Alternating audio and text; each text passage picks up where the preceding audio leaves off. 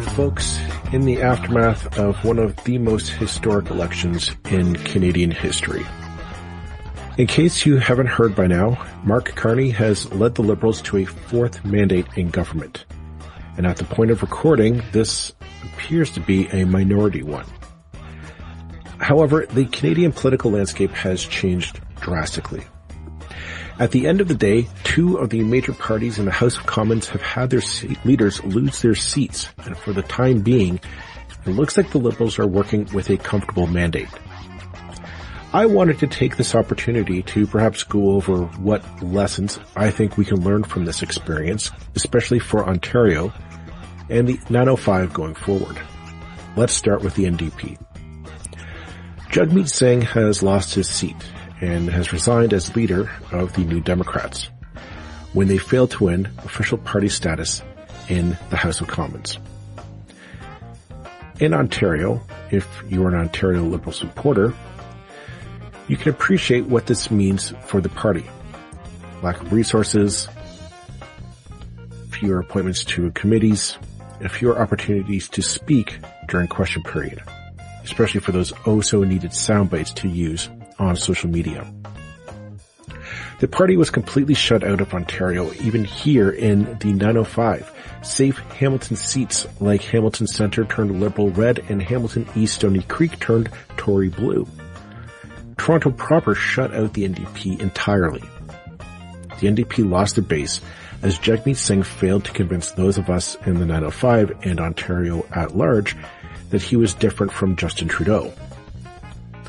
Mostly, this was due to his threats to renege on the deal between the Liberals and the NDP in the previous government, yet never following through. By the time he did follow through, it was too little, too late to convince people he was different. There was something, though, that I think comes into play here, and we haven't heard too many pundits mention this. I think it matters a lot, especially here in the 905. The NDP in Hamilton especially, but elsewhere, have tried to double down on anti-Israel, pro-Palestinian movements. While at the provincial level, the issue of Sarah Jama's expulsion from the party echoed up to the federal level, with her NDP federal counterpart in Hamilton Centre, Matthew Green, echoing a lot of the same sentiments as she did, and going so far as to call on the provincial party to reinstate her into caucus. Many NDP supporters made this a major issue of their support, yet it failed to resonate with a wider population. In fact, it failed to appear as a mobilizing issue to turn any seat in the 905 to the NDP. In terms of a political movement, it appears to be a bit of a dud. I bring this up as we've mentioned in the past on this podcast how there are two wings of the NDP. The economic side, focused on union membership and affordability issues, along with workers' rights, etc. The other side is focused on social justice matters. And in this election, it became clear that the path to victory is going to have to lie in focusing on the bread and butter issues of the household. Whomever takes the reins of the NDP, if they want a chance to return to glory, he or she will need to focus less on the SJW aspect of the party and more on union loyalty. Now we come to the Conservative Party. How does this not go down in history of one of the most epic fails in Canadian politics is beyond me. This time last year, we were talking about a 20-point lead with possibly 200-plus seats in the House of Commons. All signs were pointing to a Pierre Poilievre government supermajority. Yet, in just a matter of weeks, that has evaporated, to the point that even Pierre Poilievre himself lost his seat to Bruce Fanjoy in Carleton. Poilievre conceded defeat but did not step down from party leadership. I cannot see how in the back rooms of the Conservative Party there are not plans being put into motion to remove Poilievre from leadership. Just like the Ontario Liberals here in Ontario, I cannot see how you lead a political party from outside the legislature. So in a quick play to keep his job, Pierre Poilievre has convinced the MP of Battle River Crowfoot in Alberta to step down so that Pierre can run in arguably the safest Conservative seat in the country. Going from a supermajority guaranteed to fighting to keep your seat is not a pathway to victory, no matter how you spin it. Will Poilievre go gracefully? I do not know. I don't think so. Somehow I doubt it. If he fights to hold on to the leadership, I suspect we're going to see a civil war break out in the Conservative Party. Traditional progressive conservatives who bit their tongues with the promise of a return to power have now lost 4 times in a row to the Liberals. Social conservatives of the Reform and Canadian Alliance parties, on the other hand, will not go quietly either. As is often the case, the prescription for success will be a doubling down on the anti-woke rhetoric, even though that clearly failed to win them government this time around. What is more telling, though, about this election experience is that it has exposed a deep division in the Conservative cause. On election night, Jamil Javani of Bowmanville tore into Ontario PC Premier Doug Ford, accusing Ford of hollowing out the Ontario PC party and ruining the province in the process. It can be said that this was done in poor taste, but more importantly, I thought that it showed that division in the Conservative movement is a lot deeper than previously thought. In Ontario, Doug Ford went out of his way to not assist the Poilievre Conservatives. There's also the letter that was sent to families with children in daycare that hit home for many, citing how if the federal government does not continue to fund the program, the $10 a day childcare may come to an end in Ontario. As well, there's the now infamous email from Conservative campaign manager Jenny Byrne to Nova Scotia Progressive Conservative Tim Houston's staff, threatening them should Poilievre win government. The Conservative movement at the federal level is stuck in a bubble, an angry bubble. Pierre Poilievre invited the convoy into the party and made them feel at home. It's not a rational or focused anger either. It's nebulous and manipulative. It seems intoxicating and empowering, welcoming almost, but in the end, it is exhausting.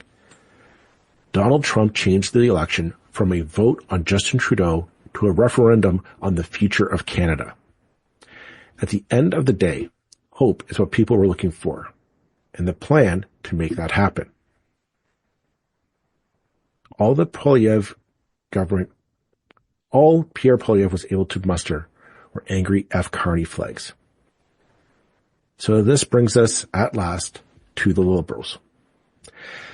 Let's face it, Mark Carney is going to go down in history as doing what Kim Campbell and John Turner were not able to do. Get another term in office after taking the reins from an unpopular predecessor. Whatever your thoughts on Mark Carney, it is clear that Canadians are putting their hopes for the future in his hands. Whether or not he succeeds will be another story. However, this victory wasn't as amazing as it seems at first glance. The Liberals lost seats to the Conservatives here in Ontario.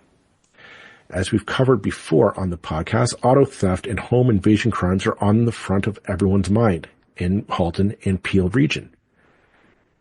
The Liberals narrowly won Milton North Halton Hills by the slimmest of margins. Newmarket, King Vaughan, and York Centre went Conservative. These are regions where crime is high in the minds of residents. While the Conservatives focus on typical crime and punishment deterrence, the Mark Carney Liberals might have an opportunity to get a solution to this auto theft issue that is happening across Ontario and Quebec. I'll reference our episode with Halton Police Chief Steve Tanner about the subject in our show notes. If you're a Liberal MP in the region, I highly recommend you listen to it. His solutions involve much more coordination at the federal level, particularly at the ports of Montreal and Halifax, to work on catching stolen cars before they leave the country, which would make the auto theft endeavor much less lucrative than it currently is. Something to think about if you're wanting to win back a few seats in the region. As for the country, well, it appears that Mark Carney is going to have a year or two to put his plan into action to make Canada Trump-proof. As he said, it's going to be some pain at first as we move into a less American integrated economy here in Canada. Will Canadians have the stomach to deal with that for the amount of time that it will take? Time will tell. The big question to me, though, is what do we do about resources? Here in Ontario, the Ford government is itching to get the Ring of Fire up and running full steam. Ford is hoping Carney will simply give the power to approve resource projects exclusively to the provincial governments. In Ford's mind, this is to reduce red tape. However, First Nations have repeatedly pointed out that the Ontario government has failed to properly consult or even ask for their permission in allowing development on their land. This is something I am confident the Supreme Court will want to make a ruling on. In addition to resource extraction, a Mark Carney government is promising to move fast on housing, getting new housing built fast over the next 10 to 15 years. And this is great. This is something we have advocated for a lot on this podcast. However, here in Ontario, the Ford government has been ridiculously slow on getting housing built. Middle density housing is a non-starter for Ford, with his infamous aversion to fourplex buildings as of right on properties.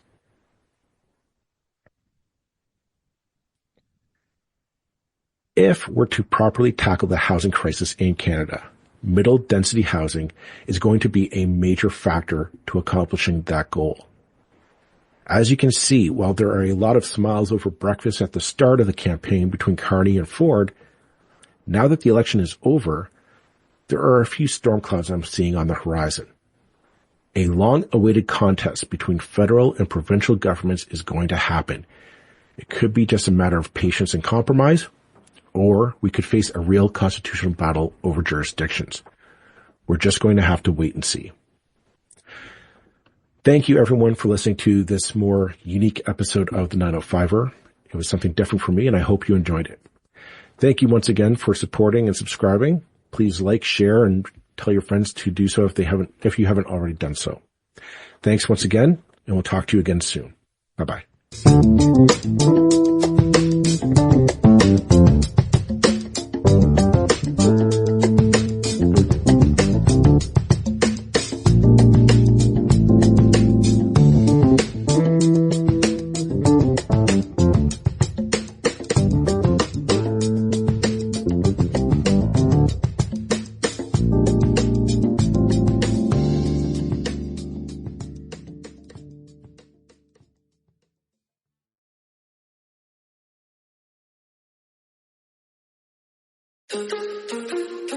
Hi, it's Ashley and Jess with Wellness Reality Check. We are two health practitioners, moms, and best friends trying to navigate the world of holistic health in a balanced, productive way that brings health to our lives instead of dogmatic extremes.